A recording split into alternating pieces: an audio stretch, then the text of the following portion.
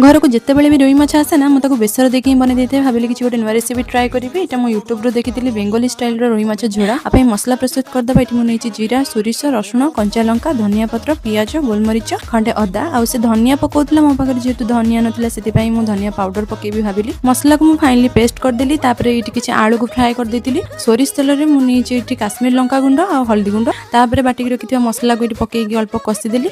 मसला जिते पानी छाड़ी आसला से पकईदेली बिलाती धनिया गुंड लुण ताकू भी भल भाव कषिदेली। ये मसला मोर पूरा रेडी हो जाए तेल भी बाहरी जाइए। मुझे आवश्यक अनुसार पानी और स्वाद अनुसार लुण छाणिक रखि आलू ताकू किसी समय फुटा छाड़देली। जमी आलू सीझीगला झोलटा एमती पतला था से अवस्था ही सब माछ को देदेली।